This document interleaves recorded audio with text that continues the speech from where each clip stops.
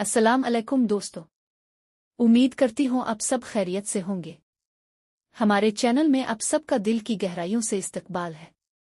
आज मैं आपको अपने घर के एक ऐसे कोने में लेकर आई हूँ जो मेरे दिल के बहुत करीब है। ये है मेरा प्यारा सा एलोवेरा प्लांट।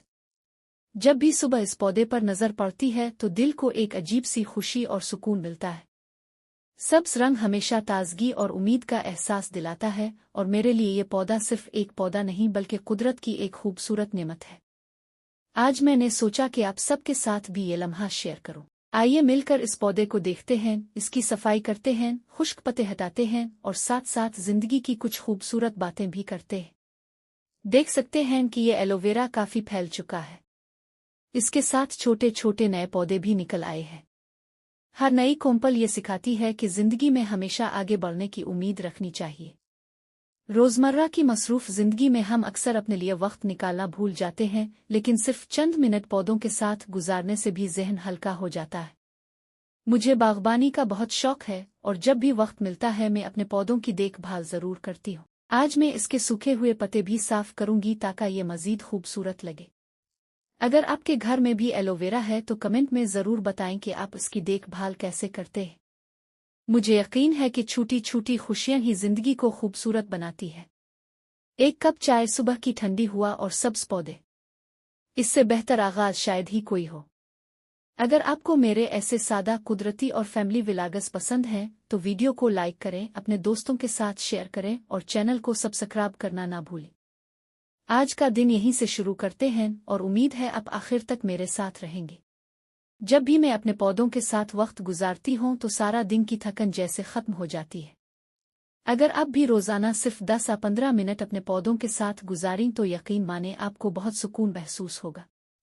ये देखें, इस एलोवेरा के साथ कितने छोटे छोटे नए पौधे निकल आए हैं। उनको अलग करके दूसरे गमलों में लगाया जा सकता है। इसी तरह एक पौधा आहिस्ता आहिस्ता पूरा बाग बन सकता है। अब मैं इसके इर्द गिर्द की मिट्टी भी थोड़ी नरम कर रही हूँ ताकि हुआ जड़ों तक आसानी से पहुँच सके। एलोवेरा को ज्यादा पानी की जरूरत नहीं होती, इसलिए मैं सिर्फ जरूरत के मुताबिक पानी देती हूँ। अगर बहुत ज्यादा पानी दिया जाए तो जड़ें खराब हो सकती है। दोस्तों, मुझे हमेशा लगता है कि पौधे भी हमारी तवज्जो और मोहब्बत महसूस करते हैं। जितना प्यार हम उन पर करते हैं इतना ही खूबसूरत ये बढ़ते हैं। इसीलिए मैं कोशिश करती हूँ कि रोजाना कुछ वक्त अपने गार्डन के लिए जरूर निकालो। अगर आपके घर में भी एलोवेरा कोई और खूबसूरत पौधा है तो कमेंट में जरूर बताएं। मुझे आपके तजुर्बात जानकर बहुत खुशी होगी।